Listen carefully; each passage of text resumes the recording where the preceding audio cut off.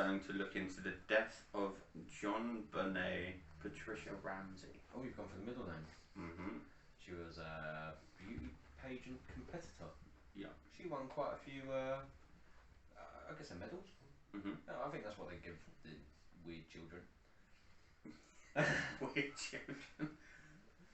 I was going to start off like that. It's the children that are forced to dress up and look doll-like. It's weird. True. Not gonna lie. So she was an American child beauty queen. Weird. It's Always weird. And she was basically killed at the age of 6. Oh. Yes, in her family home in Boulder, Colorado. I like that Boulder. That's a nice Boulder. We'll talk about boulders when you've got dead children on the channel. Well, awkward. She was weird. She probably. So there was apparently there was a very long handwritten note. Do you just want to go over the full case properly? Do you want me to just Go on then. You dive in at this point. I've already said she's weird. So, on the morning of December the 26th, 1996, here we go. Patsy Ramsey claimed to discover a ransom note, leading on from where you put. See, I'm. Sorry, I seem to have a bit of clunk in one. Clunge is the word in my throat. It's all that dry powder you've been taking in. Discover Sanding dust. I've been doing a lot of decorating. like fresh asbestos off the windowsill. Always hits a spot. There we go. So, discovered a ransom note for her 6-year-old daughter, Jonbenet, obviously. On the back staircase inside the house. This prompted her to call the police to report her daughter was now missing. At the time, the only people in the house were the Benet family, which is the father, the mother, and her older brother. Okay.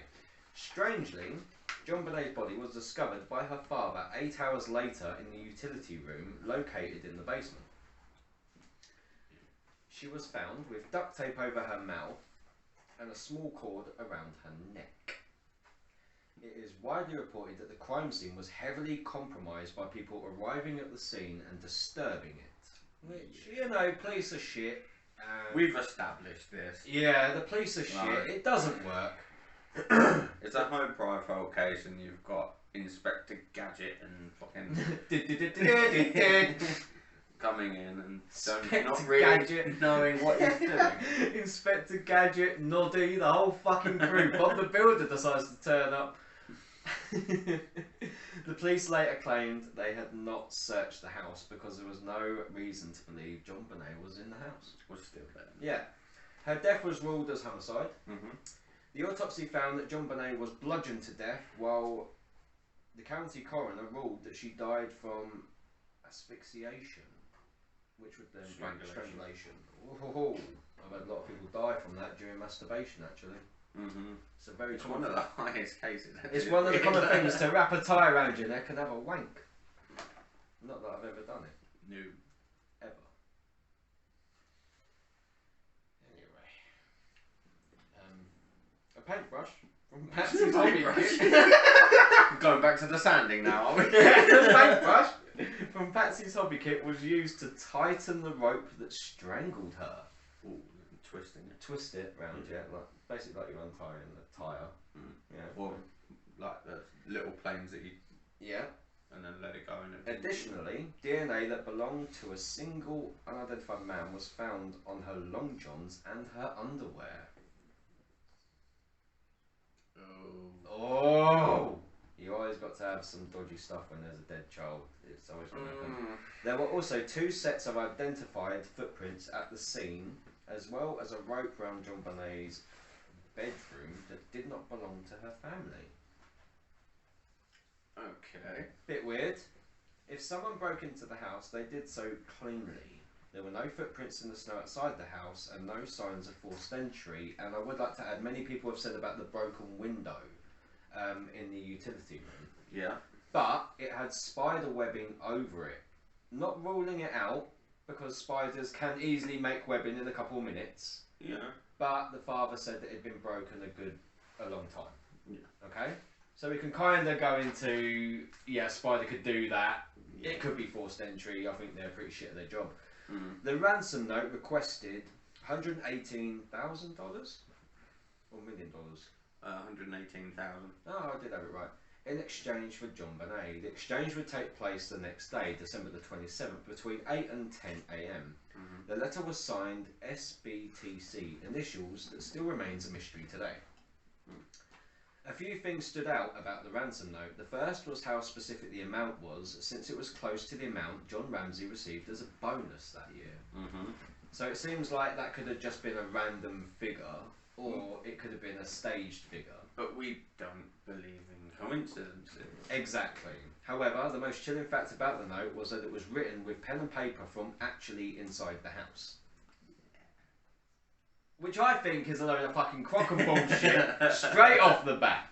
Which brought a suspicion onto the integrity of the ransom note. It suggests that the killer somehow entered the house, wrote the note inside the house with the whole family there, then for some reason killed Jonbenet, but that would make no sense. Unless she walked in, but then... And all this happened while the family was there? Yeah, no. Right. She would alert. The strange fact... She would have alerted the parents either way. Yeah. The strange fact was that a practice note was written and part of it was later found. So, was possibly the killer, or should we say, family member, practicing, making sure that their pen works. Exactly. But so I have. You have the note. A picture of a note. Right. I'll just read this little bit, and then you can read your note. Okay. There are spelling mistakes. Oh yes. There's words crossed out. And spelling errors like possession was wrong, but attache with the hyphen or attache was spelled correctly. Which then makes you question, okay, so they can't spell possession, but they can spell something with a hyphen. We're not dealing with someone dyslexic here. We're dealing with someone that... Well, considering their child, Jonbenet, has attaches over their, like the little things over there. I never clocked onto that. That's nicely done, nicely done. Right, so many believe the letter to be a hoax. So does lack of evidence for an intruder. Also, why did the Benet family invite their friends over for a drink afterwards? Which is very weird. I think this is all family, you know. So do you want to talk about the note? And so obviously it's quite small. What's quite small? I don't know about your personal life. All your details. The text of the note is quite small. Okay, so bear with us. He does need glasses. Yeah. No point in me trying to read it. It basically states, Mr. Ramsey. So it's addressed to Mr. Ramsey. Yeah. Listen carefully! Exclamation mark. Okay, so that's firmly in place. We are a group of individuals. Oh, okay. That represent a small foreign. Small foreign. Whatever that is. Right, let me have a go. Listen carefully. We are a group of individuals that represent a small foreign ignition? Yeah, maybe like a small foreign group. Your business. This is not your business, but under the country that it serves. All this seems we have your daughter in our possession. Which possession is spelt wrong? She is blank. I ain't got a clue. I want her to be seen. 1997. You will follow our instructions in this letter. You will withdraw the amount needed that you got for his bonus. 118,000 from your account. It will be placed in 100 bills, and the remaining 1,800 or whatever in 20 bills. Make sure that you bring an adequate attache to the bank when you get home. You will put the money in a brown paper bag. I will call you between 8 and 10 a.m. to instruct you on delivery to advise you whether money should be rested. You'll be. We will then get the money, and we'll call you to arrange an early delivery of the money. It doesn't seem to make sense. No, even with my eyes. It's literally it's scratched. Yeah. It's done in a hustle. Like you've got words crossed out, you've got underlining, you've got everything. So basically, it seems like it was possibly written in a rush. Yeah. Okay. So the suspects was widely speculated. Jonbenet's parents was and still are suspects due to the ransom note, no intruders. They are still under scrutiny given the suspicious activity, also her brother. Yeah. But the suspects vary depending on evidence. Many believe Patsy killed her own daughter, possibly by accident. Right? Well, I will say this. Go on. Like, I've seen the thing on TV, like, with the pageant girls and stuff like that. Now, some of those parents are like, they want their child to do it because they want a child star. Yeah. And like there was one case that this child just refused. Yeah. And the mother killed them. Purely for the fact that it was, I want you to do this, you're doing this, you're a child. A lot of parents at this point, if they're putting their children in this type of position, will be very forceful and demanding. Oh yeah. And so they are very brutal with the way that they do things. So here's something that stood out. The handwriting analysis ruled out the father, John Ramsey, but Patsy was inconclusive. Yeah, there was ways that there was certain things. In 2013, it came to light that in 1999, a grand jury voted the Jonbenet parents on charges of child abuse resulting in death. However, Alex Hunter, the district's attorney, did not sign the indictment because lack of evidence. So is it possible that there could have been something along those lines? You know? The entire family was ruled out due to the lack of family DNA at the crime scene, yet the crime scene was compromised. Yeah. Right? Another suspect was a local man, Bill Mcreynolds, who visited the house 2 days prior before Jonbenet's death. His own daughter was kidnapped 22 years before the murder, and his wife had written a play about a child being molested and then murdered in a basement. That sounds very fucking similar. Very fucking similar. According to the Denver Post, Mcreynolds felt close to Jonbenet. He stated, "Her murder was harder on me than my operation." Her murder stands out to me. The way he said her murder was harder on me than my operation. He also said, "She made a profound change in me." He even brought a vial of glitter she gave him into his heart surgery and he asked if he ever died, would his wife mix it with his ashes? Creepy as fuck, old man. Very fucking creepy. But yet again, there was no concrete evidence on him as the murderer. The next suspect was Gary Olivia. He lived a few blocks away. In the year 2000, he was arrested on drug charges. Upon these drug charges, they also found with him a picture of Jonbenet in his backpack, which is very weird. He stated he felt he needed to make a shrine for the little girl. A friend of his stated that Gary called him the day of the murder saying, "I've hurt a little girl." Gary said, "I hurt a little girl in Boulder, Colorado. No other girl was hurt that night apart from Jonbenet." Right? His friend stated the same strangulation method that was used on Jonbenet was what Gary tried to use on his mother years ago as he tried to kill his own mother. So with the paintbrush and the paintbrush strangulation, you get the idea. But yet again, no DNA was found at the crime scene. Like, okay, no DNA, but that doesn't rule people out. No. Like, you've got a lot of fucking weirdos on this list. No, to be fair, they say no DNA was found at the crime scene. There was obviously the substances on the girl's undergarments. And why do you say substance? Well, why can't you just be outright and say it was a bit of protein shake?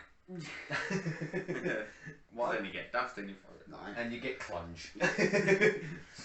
So basically, like there was a mixed sample. Okay.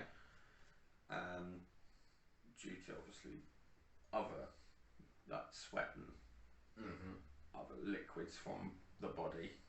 Okay.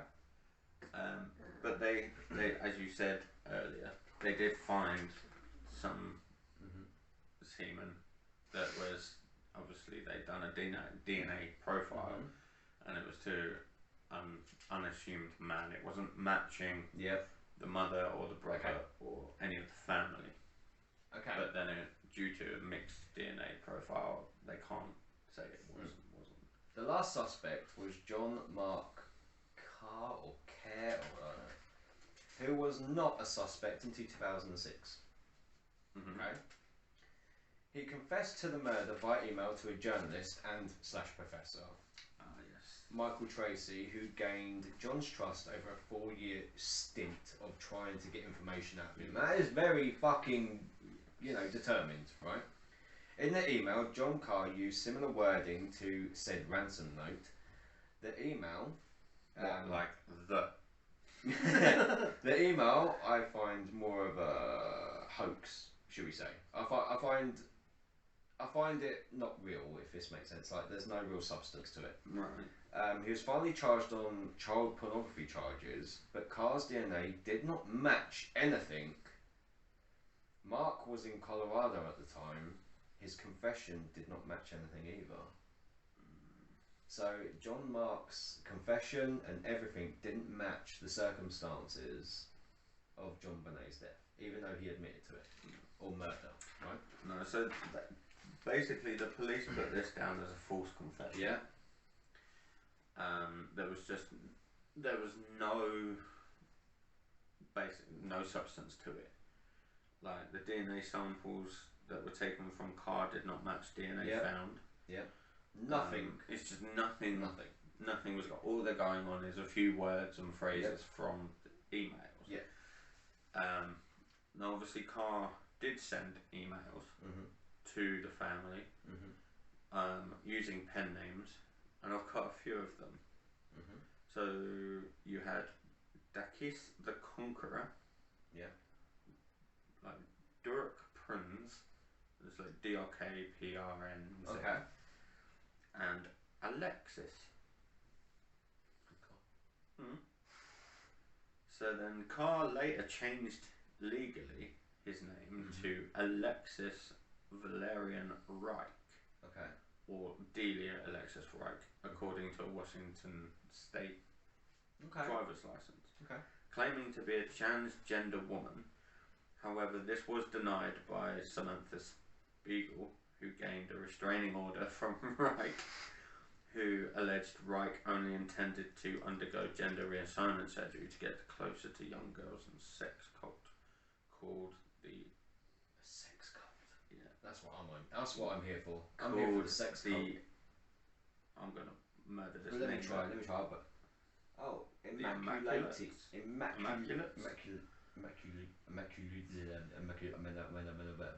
We'll just call it Immaculate. We'll just call it late. Late's for short. So it's a sex cult, but everyone arrives late. Where everyone comes late. So obviously, it just didn't go so well. And then the family attorney filed defamation lawsuits against several people and companies that reported on the case. Okay, so I'm going to throw you a little curveball. Okay. DNA expert Dr. Henry Lee studied the DNA from Jonbenet's crime scene. He said Jonbenet's underwear may hold DNA from the manufacturing process and proved it by opening an unopened underwear bag, then proceeded to say DNA was fallacious at the crime scene, which means all suspects listed could be the killer, including members of Jonbenet's family and everyone else who was a suspect. So that just leaves it wide open. That's like a guess who with and they've given you all the cards that it could have been. Okay. Now, what many people don't notice or don't pay attention to about this case was the abuse Jonbenet went through. Her mother allegedly kept hitting her for wetting the bed. The brother, not only showing strong characteristics in his interviews, he also went on and showed lack of care over his own sister's death. Yeah. The mother who made the call clearly was not alone with just the family, as voices were heard in the background, not of the father or her brother. Yep. So clearly she had some friends over. It gets a bit weird now, doesn't it? Now, my main thoughts is it's more than one killer. The ransom note is staged after the accident. I'm going to call it an accident because I feel you can hit someone so fucking hard you can kill them, especially a child. Right? As I believe it was, I reckon this was a hostage situation gone wrong. Possibly for more publicity because her child is in the spotlight. Yeah, no. Who was... It could be a lot of red herrings thrown in there. I reckon it was a staged hostage attempt which went incredibly wrong when possibly Jonbenet refused to play along with the hostage. Right? So maybe the family were like... And things went south, maybe. Yeah, like you will be strapped to this chair. This is a hostage situation. We can make some money, put a child in the spotlight. She can win more beauty pageants. And it went horribly wrong. Now, it's also stated there are other little bits of information that not many people gathered. Her mother said that Jonbenet went to bed at 7 o'clock that night. Now, if she went to bed at 7 o'clock that night without, shall we say, dessert, which she would often have, why was it that in her saliva and in her stomach there was pieces of pineapple, and her mother said she never ate any pineapple?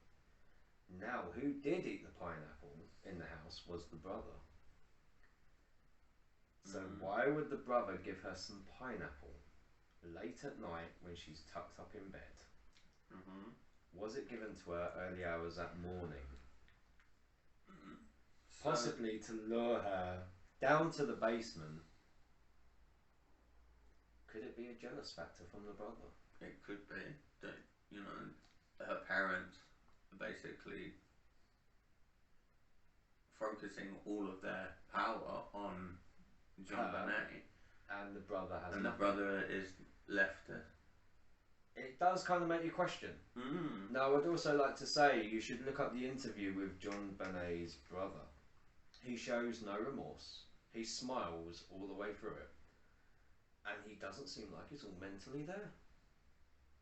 But these are my thoughts. It was a hostage situation for publicity.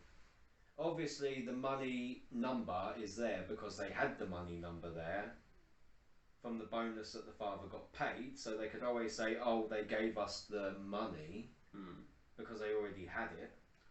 Okay, so there was an interview with the brother. Oh, told you, he's a shifty fuck. You need to watch it. I don't care what people say. So, one theory is obviously Patsy, the mum, struck Jonbenet in a fit of rage after the bed wetting upset. And strangled her to cover up what had happened. Very much doubt it. You just get sent to bed and that's it. With no dinner, no dessert, or no treat. I'm with you. So, or covering it up. So like, oh shit, what have I done? Yeah, a quick strangler. Like, make it look like a hostage situation. She might not have been dead, she might have been knocked out. But she did die from the strangulation. But she did die from the strangulation. Now, they did also, I will interrupt you quickly, they did also find a torch in the Ramsey household, which they believe Jonbenet was struck with in the head. Yeah. Okay. But then going by the police investigation at this point anyway, it could have been anything. They're just like, oh oh, we found a torch. They probably cracked her in the head. The mother would have fits of rage. Yes, because she's so pent up, and my perfect little angel, my perfect little girl, and you shouldn't wet the bed. Backhander. Go on. Yeah. So they obviously, Jonbenet's brother later said, we didn't get spanked Nothing of the sort. Nothing close. Nothing near laying a finger on us, let alone killing your child. Why would you say that? So a lot of people are saying this interview because, as he said, there's nothing of the sort. Nothing. And he's smiling about it. And he's smiling about it. But the thing is, why would he say we didn't get spanked? Nothing of the sort. Nothing close. Nothing near laying a finger on us. It's all that thing about touch. And they're all like, well, why is he saying touch? Like, why is he... Like, I'm with you. He's like, I didn't get the care and love from mummy that I always wanted. So he might be... There was also another little section that I didn't write down, and he said that if he got interviewed when he was younger. This isn't the recent one. But he got interviewed when he was younger, and he said if our family does have secrets, we wouldn't tell anyone anyway. That is just creepy in itself. Yeah, why would you say that? Yeah, maybe he actually killed her in a fit of rage of jealousy. Well, that's it, lure her down. Like, yeah, my family never killed her, but I did. Like, I did it. Like, yeah, they will never know what I've done. But I seem to go with the reckoning that the number for this ransom note was picked because no one else knew how much his bonus was apart from members of his household. Exactly. So I'm thinking this number was picked because they had the money. They knew they could possibly stage a hostage situation. And this is probably as close anyone's ever going to get. But bearing in mind, they kept saying no DNA was found on this person, or that person, or it even just keeps on saying, yeah, no DNA tests were performed. Hundreds of DNA tests were performed to find a match to the DNA recovered during the autopsy. But yeah, but then they're also saying DNA was fallacious at the crime scene, so it means it was ruined anyway. So then they also said that the list of suspects could still be every single one of them, but strangely enough, I'm so inclined to go with the mother. The mother is the ultimate suspect. Her handwriting analysis, like, okay, yeah, you can write things out a certain type of way. See, to myself, it does seem a child jealousy. You're going with the brother. The only reason it matches, and then the mum would hastily write out the note to cover it. I was about to say, the only reason it doesn't match is because there's no way a child would even know how to word possession, let alone get it close to missing an S. Yeah. Not gonna lie. No, true. Let alone put the little hyphen above certain words. The attache, the little Yeah. Unless, obviously, they've come from a really rich background, they've had a really good education, and they still can't spell possession right. Well, maybe they should ask the brother. Can't get everything right. Maybe they should ask the brother, how do you spell possession? Can you write it out or spell it? And he would go P-O-S-I-E-S-S-I-O-N, maybe? Maybe these type of possessions? I have no idea. So you're inclined to think it was possibly the brother? Whereas I'm thinking... Whereas I'm saying it's the brother. See, It's more of the you know, you could do it out of jealousy. You could do it out of... You could. You know, I'm not saying it is and I'm not saying it isn't, but it's purely that you would do that out of jealousy. Yes. You're only going to get to a certain point before that hatred then takes over. Okay, yeah. And he is a creepy fucker. With the family, they're just going to cover it up. He's a creepy They're fucker. a high profile family. And the last thing they want is for their other child to be known as a killer. Yeah. So you would have the mother writ the ransom note saying, what do we do, what do we do, what do we do? Yeah. I did say in my thought process it was more than one. I seem to be very inclined to think it is more than one. I can agree with you now. I can agree. Jealousy does things to people. If I had a sister and she was a beauty pageant and I was getting no attention, I'd kill her. I would. I'd fucking kill her. I'd be like, what? There's only certain... Where's my Christmas present? Definitely if she rubbed it into the brother's face as well. Oh yeah, she probably would have done. She was like a sport little brat. So I said some really horrible things about her. I'm really sorry. But she just does. She just comes... But she does. she's got that typical beauty pageant, I'm better than everyone else kind of look. Annabelle's better looking. Oh, I don't know. Look at it. Look at the eyes. But what puzzles me is the SBTC. That's what it's signed as, SBTC.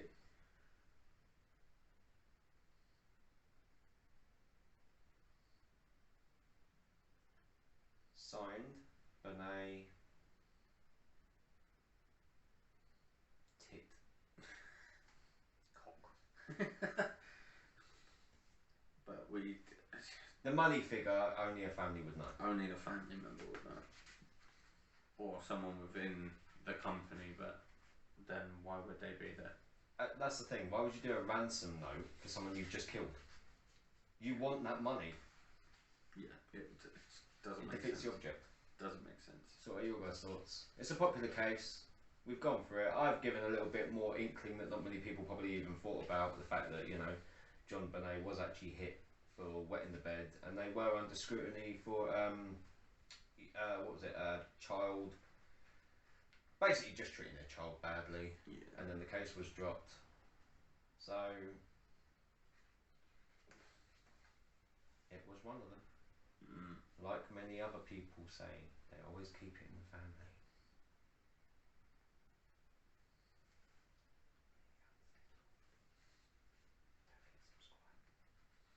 There was no viewer discretion in this one. I mean, it's a well-profile case. Loads of people know about it. It's not really a major loss. But either way, if you like this one, stay tuned for the next one, because the next one is oh, it's a doozy. It's a... Oh, yes. Do you like that? Really Unsettled. Catch you later.